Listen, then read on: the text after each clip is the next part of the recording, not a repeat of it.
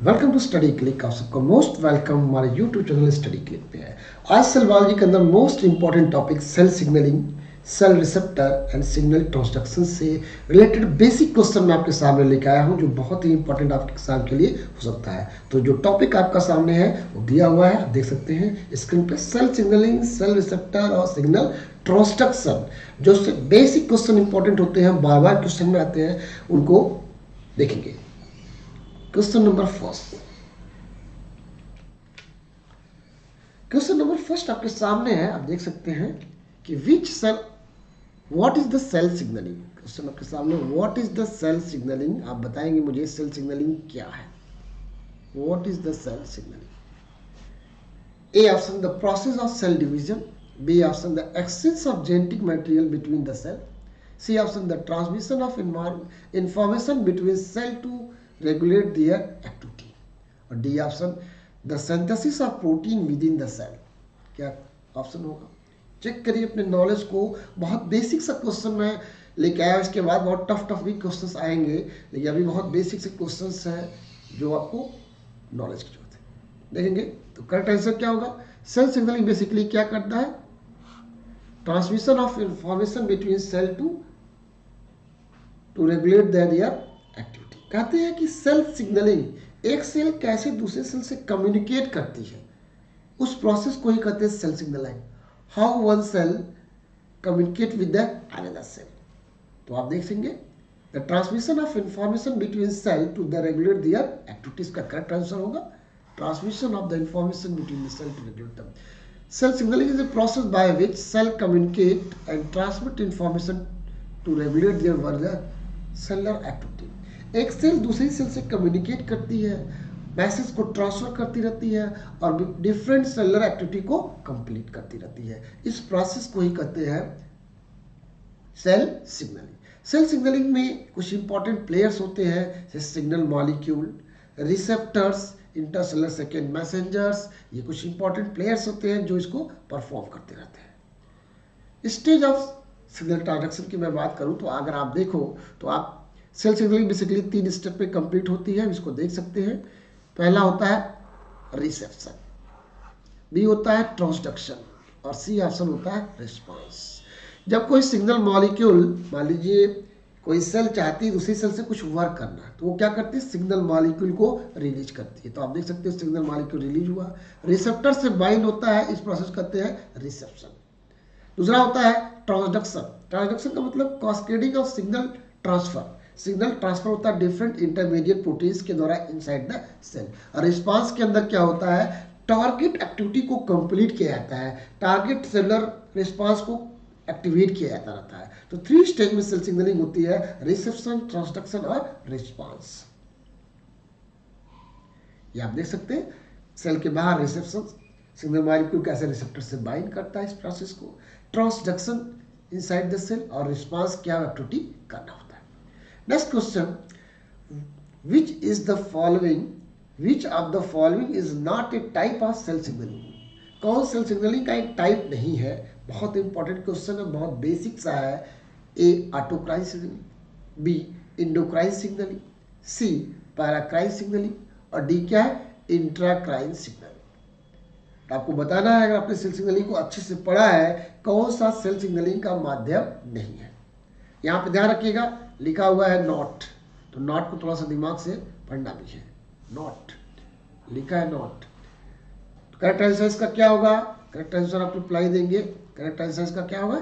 इंट्राक्राइन signalling, autocrine, इंट्राक्राइन signalling. Basically क्या होता है, अगर आप देखें इंट्राक्राइन सिग्नलिंग, यह क्या है? सेल सिग्नलिंग का माध्यम नहीं है, उसका टाइप नहीं है। Intracrine signalling involve the cell responding to the signalling molecule produce within the cell. एक प्रोसेस है सेल कम्युनिकेशन का, लेकिन यह टाइप्स सेल सिग्नलिंग का नहीं। याद रखिएगा, सेल सिग्नलिंग के 3 टाइप्स जो रिपोर्ट किए गए हैं वो कौन कौन से हैं? एक आपका होता है इंडोक्राइन सेल सिग्नलिंग, दूसरा होता है पैराक्राइन सेल सिग्नलिंग, तीसरा होता है ऑटोक्राइन सेल सिग्नलिंग और चौथा में रिपोर्ट किया गया है, इसे कहते हैं जेक्स्ट्राक्राइन सेल सिग्नलिंग। 4 तक होता है। तो आपको जानने की जरूरत है, थोड़ा सा इनको एक्सप्लेन भी कर देता हूँ।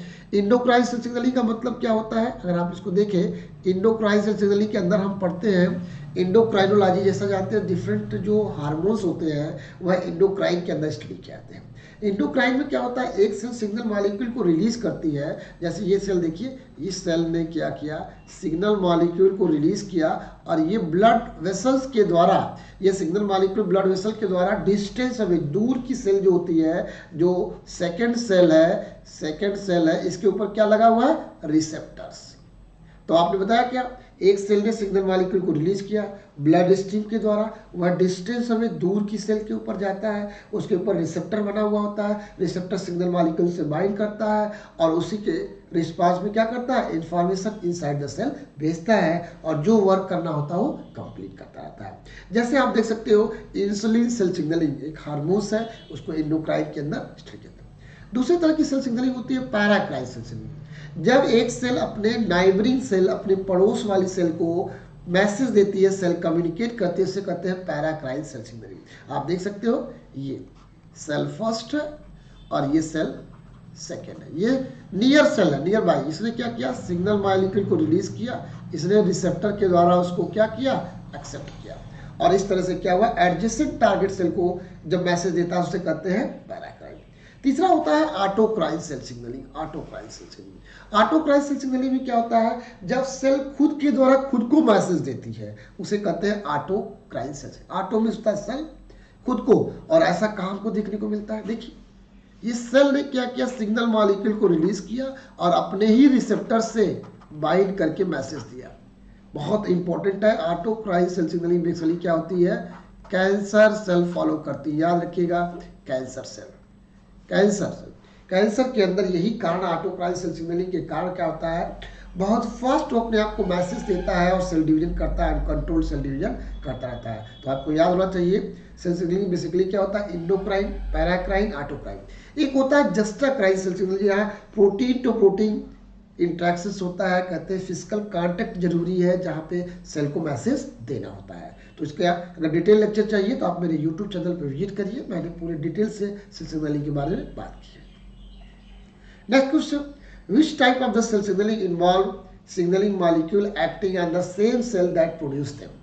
अभी मैंने पीछे बात किया, ऑटोक्राइन, पैराक्राइन, इंडोक्राइन और जस्टाक्राइन।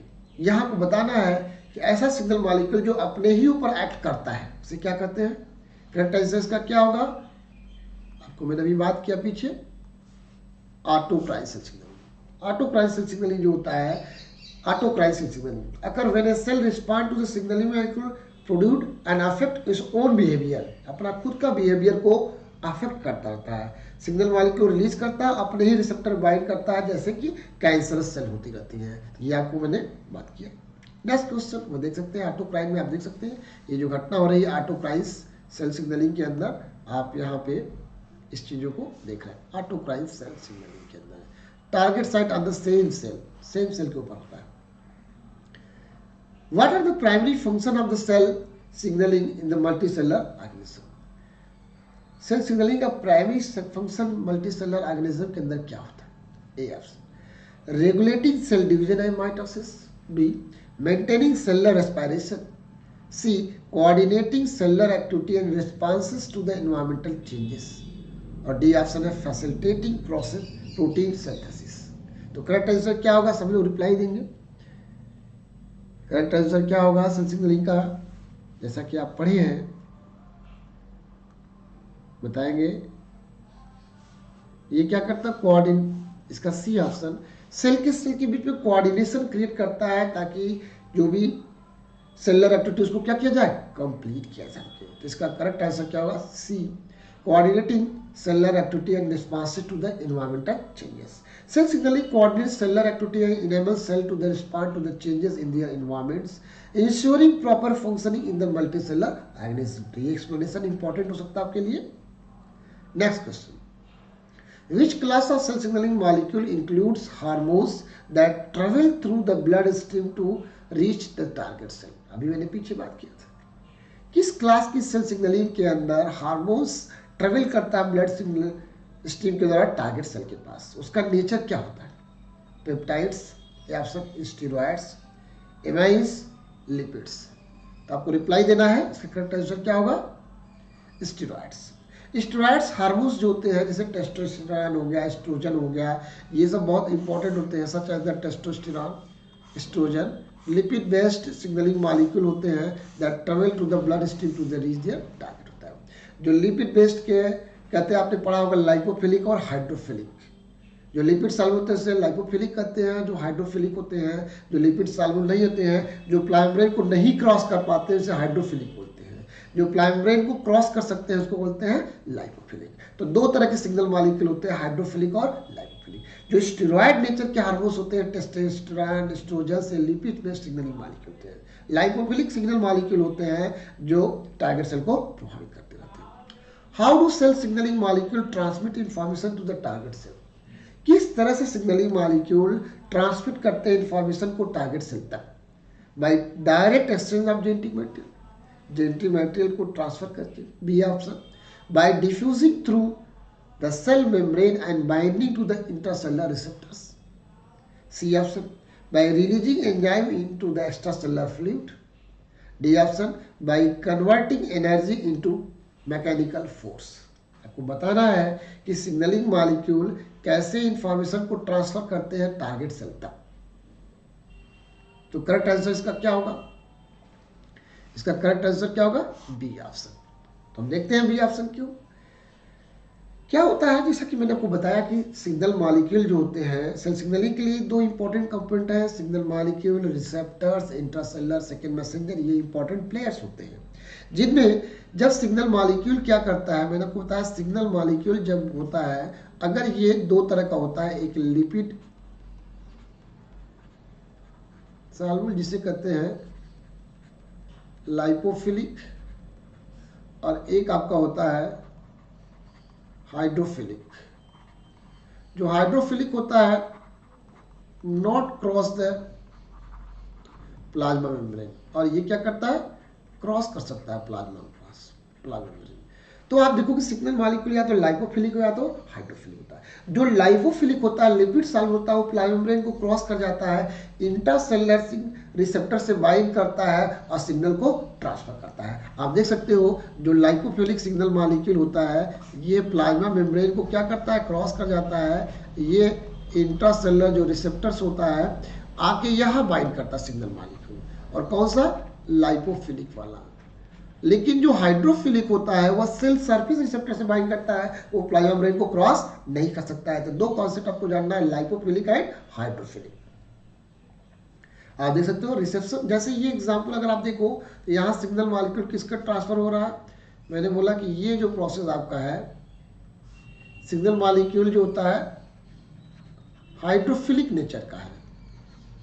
ये क्या है, सेल सरफेस रिसेप्टर्स है, ठीक है। तो ये सिग्नल मॉलिक्यूल प्लाज्मा मेम्ब्रेन को क्रॉस नहीं कर पा रहा है, तो ये सेल सरफेस रिसेप्टर से बाइंड करता है, ठीक है। तो याद रखिएगा हाइड्रोफिलिक और lipophilic. What is the primary function of ji protein couple receptor? आपको मैंने डिटेल से पढ़ाया है यूट्यूब पे, जीपीसीआर पाथवे। आपसे बताएंगे regulating DNA replication, B controlling cell division, C transducing signal from extracellular ligands to the intracellular pathway, D synthesizing protein inside in the cytoplasm। GPCR का primary function क्या होता है?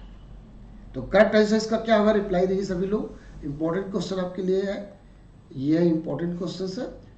Transducing signal from extracellular ligands to intracellular pathway. जैसा कि मैंने आपको बताया कि GPCR G protein couple receptor एक सेल सरफेस रिसेप्टर होता है, और चूंकि यह जी प्रोटीन्स एक क्या होती है, ट्राइमेरिक या मोनोमेरिक, बेसिकली ट्राइमेरिक जी प्रोटीन्स क्या होती है, रिसेप्टर से जुड़ी होती है इनर लीफलेट के द्वारा, तो इसलिए इसका नाम रखा गया GPCR, G protein couple receptor. GPCR की खासियत क्या होता है, ये सर्पेंटाइन रिसेप्टर होता है, 7 टाइम मेम्ब्रेन को क्रॉस करता है, इसलिए कहा गया जीपीसीआर। इवन कहते हैं हमारे बॉडी के अंदर 99% जो सेल सिग्नलिंग होती है, लार्जेस्ट सेल सिग्नलिंग जो होती है जीपीसीआर के द्वारा होती है। तो याद रखिएगा जीपीसीआर पाथवे। आप यहाँ देख सकते हो कि ये कुछ इंपॉर्टेंट पॉइंट्स हैं जिनको आपको जीपीसीआर के बारे में जानने की जरूरत है।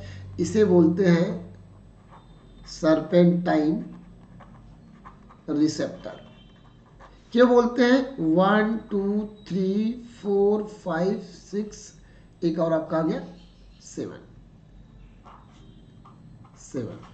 यानी 7 टाइम ये प्लाज्मा मेम्ब्रेन को क्रॉस करता है रिसेप्टर, मेम्ब्रेन बाउंड रिसेप्टर जो होता है, इसलिए इसको कहा गया सर्पेंटाइन रिसेप्टर। क्योंकि इसके नीचे की तरफ देखोगे आप, यहाँ पे जी प्रोटीन्स जुड़ी होती है, जी प्रोटीन जुड़ी होती है, इसलिए इसका नाम क्या है, जी protein coupled receptor.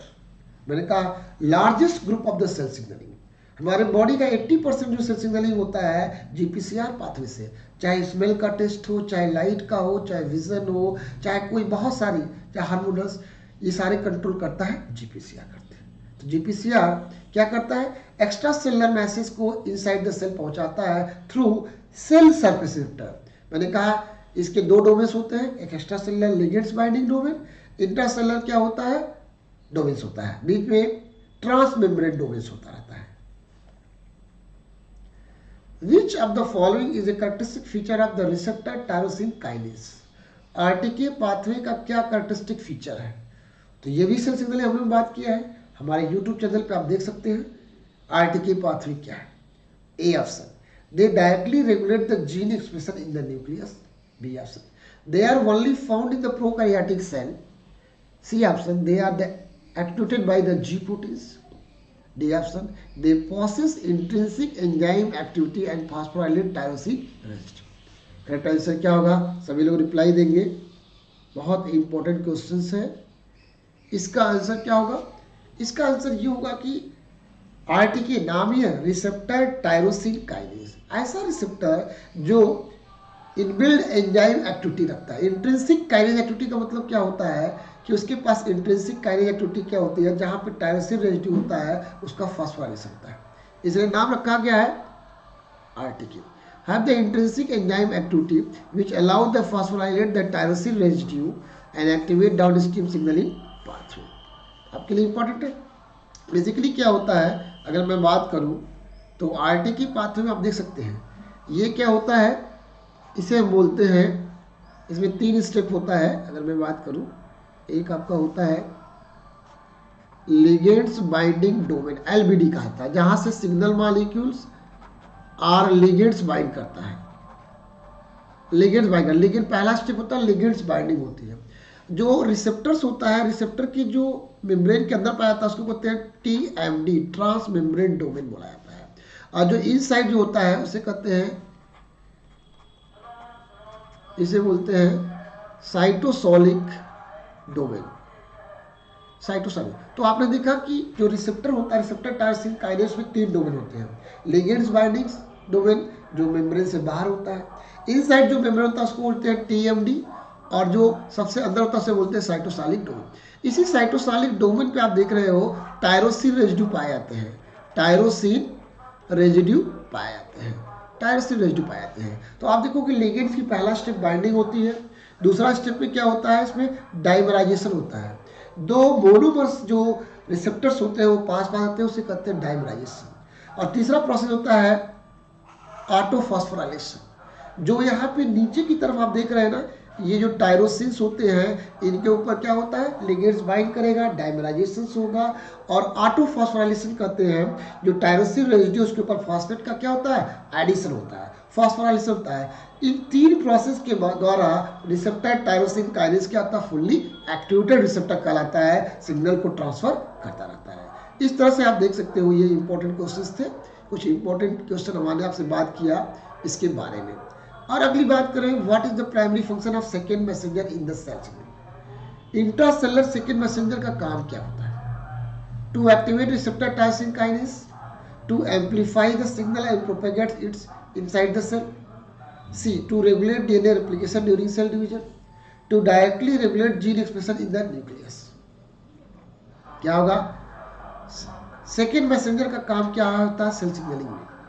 Basically cell signalling के अंदर ये क्या करते रहते हैं, सिग्नल को एम्पलीफाई करते रहते हैं। सिग्नल को क्या करते रहते हैं, एम्पलीफाई करते रहते हैं। इनसाइड इंट्रासेलुलर सेकेंड मैसेंजर क्यों करते हैं, ये सेल के अंदर बनते हैं और यह प्राइमरी फंक्शन को, सिग्नल को आगे ट्रांसफर करते रहते हैं सेल के अंदर, इसलिए कहते हैं सेकेंड मैसेंजर होते हैं। हार्मोन्स बेसिकली फर्स्ट मैसेंजर्स होते रहते हैं जो आउटसाइड द सेल पाए जाते रहते हैं। तो to amplify the signal and propagate it inside the cell. Second messenger amplify क्या करते रहते हैं, signal received by the cell membranes and propagate its down stream resulting the cellular responses होते रहते हैं। इसके बारे में हम लोग देखेंगे। जैसे आप देख सकते हो इंट्रासेलुलर सेकेंड मैसेंजर क्या होते हैं। Second messenger are small molecules produced inside the cytoplasm response to the cell surface receptor होते हैं। इसके एग्जाम्पल क्या क्या हो सकते हैं, cyclic MP, IP3, DAG, calcium, cyclic GMP, nitric oxides हो सकते हैं। और ये क्या करते हैं, इनसाइड सेल बनते रहते हैं और ये क्या करते हैं, सिग्नल को ट्रांसफर करते हैं, इसलिए नाम रखा गया इंट्रासेलुलर सेकेंड मैसेंजर। कई बार आपसे पूछता है इंट्रासेलुलर सेकेंड मैसेंजर्स के नाम बताइए, तो IP3, DAG, calcium, cyclic GMP, nitric oxide कुछ बेसिक एग्जाम्पल है जो बार बार आपके एग्जाम में आते रहते हैं। अभी लेक्चर तक, नेक्स्ट लेक्चर की बात करेंगे अगले सेक्शन में। Thanks to all of you.